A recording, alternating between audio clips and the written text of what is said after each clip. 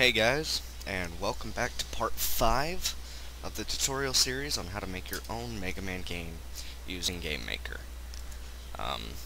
Followed me to this point.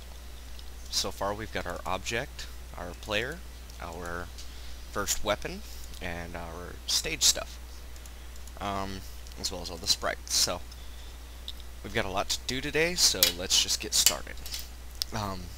First things first, create a group in sprites, and we're going to name this enemies.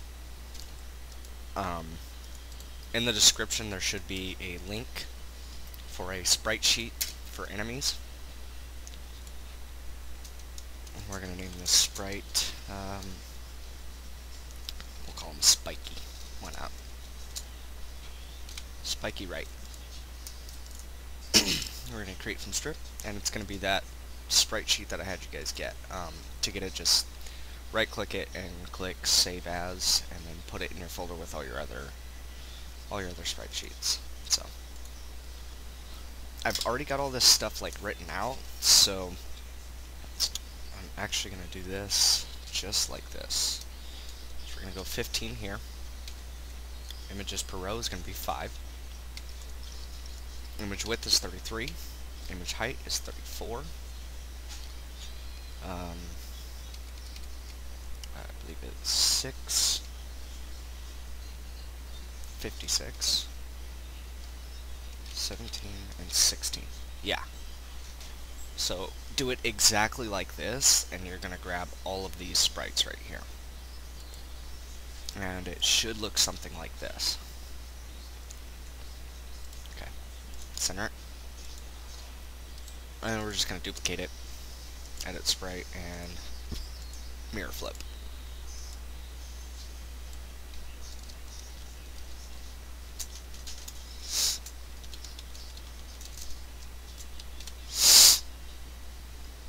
Okay, and now that's done for the enemy. That's all we need. In the weapon, go ahead and create a new group. We're going to call this charge shot. And then we're actually going to be creating 3 new sprites in here. Just like before, I've already got everything written down, so this one's going to be on weapons. And again, you guys are just going to type in the values exactly like I have them. It's going to make this go a lot quicker, so that you're not having to be real specific. So this is going to be a 4x4. Image width is going to be 38. Image height is 33. Horizontal pixel offset of 426 and 661. And then horizontal separation is 3, vertical separation is 0. And it actually should be like down here somewhere. Where did I put it?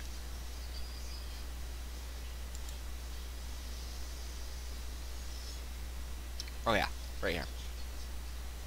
So when you actually put the input in, you're not going to see it. When you scroll down a little bit, it's right here. I decided to use this as the charge shot, and if you guys do, just copy these values. This one actually got a little too complicated, so we're just going to use this. Okay, should look something like that. Center it. Duplicate. Yeah, I need to rename the other one, I noticed. Whoa, that's not what I meant to do.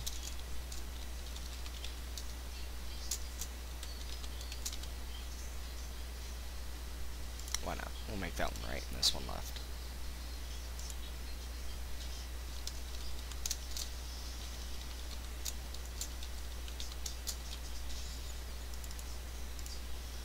Make sure one of them is facing left. Whichever one you name left needs to be left. So. And one last one, which is going to be our charge shot collision. Okay. Create from strip. This is also going to be on our weapons one. And this one is going to be 3 by 3 and 8 15 by 18. 399 and 376. Horizontal separation is going to be 0. Just like that. This one right here. Okay, now we're going to do some stuff to this. Transform, stretch, and we're going to write 200 here. And click OK. It's going to make it bigger. Give it more of an effect. Center it, and we're done. Now we're moving on to objects. So, just like before, create two groups.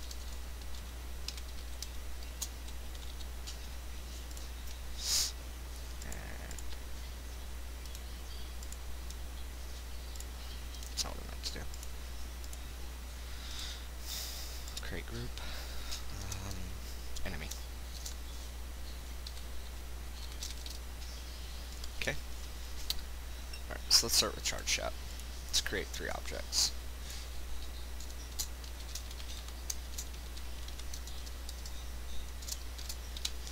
Charge shot right.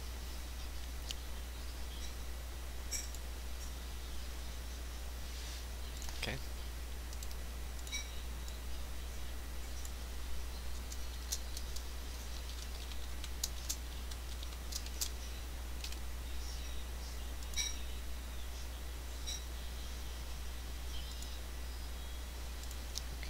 And one last object, which is going to be our, oops,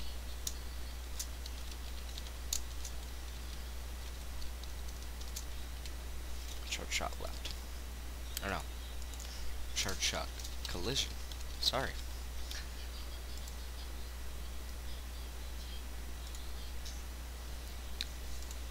Okay. Then we're going to create our enemy. Object spiky right. Okay. And object spiky left. Make sure you set the parent. It's going to be object spiky right. And up here, the parent is going to be charge shot right. Okay. So, now let's get started. We're actually going to open up our player first and start defining the values for it. So we're going to come up here to our create event, and we're going to add a variable. So set variable charge to 0. Alright, and then we're going to add event keyboard S. Make sure it's keyboard S. And then we're going to set variable charge to 1 relatively. And that's basically saying that once it starts, it's going to keep counting up, and you'll see why. Because our next event is going to be key release S. And if charge is larger than 30, okay, the reason we're doing that is if you come down to the room and go to the settings, the room speed is 30, so this is how many steps it's doing per second. And so up here when we say charge larger than 30, so if we've held down the S key for more than 30 seconds, start a block and end a block,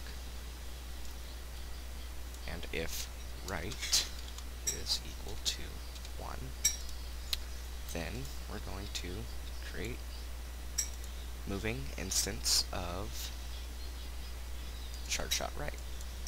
And these values are going to be pretty much the same except for one thing. The speed is actually going to be 10 versus direction 0. Control else. Create moving instance of weapon charge shot left. And it's going to be the same.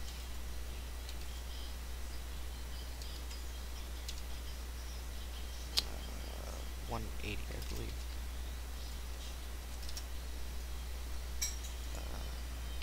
those are relative or not. Let's see. Yes. Okay. So these are going to be relative, both of them. Okay. And then we're going to add this set variable charge back to 0. This way it loops. So,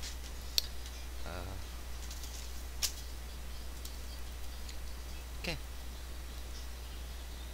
That's it for here. Now let's go to our charge shot. Add event, destroy. Create instance of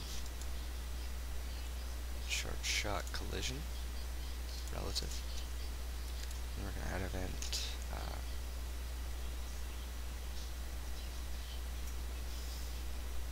what was it? Collision. Okay. Collision with object test. That's our stage. We're going to move to contact. Direction is going to be direction. Maximum of 22. And then we're going to destroy the instance. Okay. Then we're going to go to this charge shot collision, and we're going to add event, other, animation end, destroy the instance. Okay. Now, if we've done this correctly, we should have a working charge shot.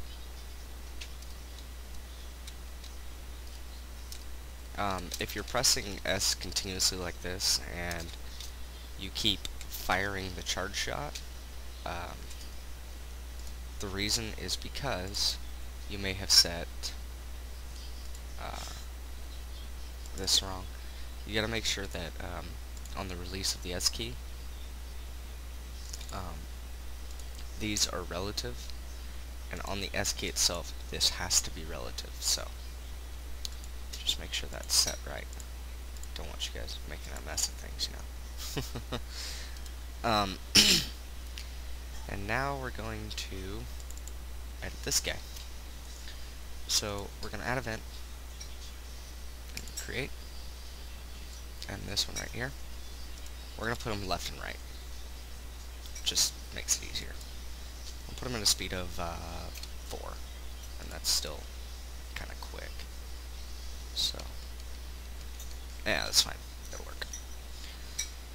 Set variable. Okay, so we're going to set this variable HP to 10. Relatively. I believe. Is it relative? I don't know. We'll find out. Then we're going to add event collision with weapons shot right. Destroy the instance. Okay, and set variable hit points to -1. So every time we shoot them with the regular shot, it's just going to take 1 hit point, and that's relative. Sorry, this isn't relative. The hit points 10 is not relative. Okay, and then we're going to add another collision, which is with charge shot, and we're going to destroy the instance again, and then we're going to set variable hit points to, let's say, -3. Yeah, that'll work relatively. Okay, and then we're going to yeah, that's right. Okay, we're also going to add one more event, and that is collision with. We'll go to stage and use this object boundary, and I'll explain to you guys what this is going to do. All this is going to do is reverse the horizontal direction, but the thing that we need to make sure is correct is if right is equal to 1, then we need to change sprite into enemy spiky left. Subimage of -1 and speed of 0.5. Else, we need to change sprite into enemy sprite spiky left -1.